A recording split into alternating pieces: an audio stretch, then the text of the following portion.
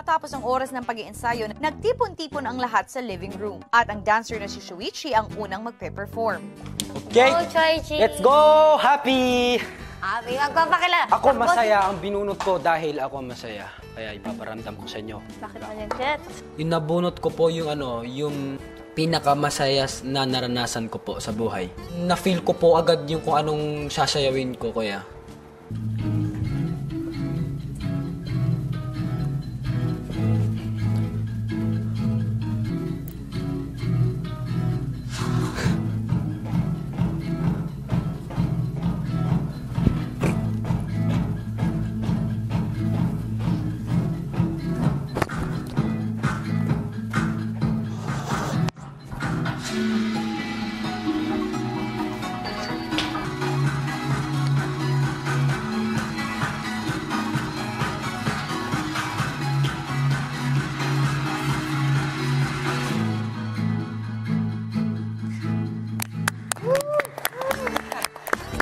Finish it!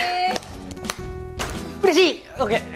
Hinalingan eh. Ilang sandali pa ibinahagi ni Shuichi ang kwento sa likod ng kanyang sayaw.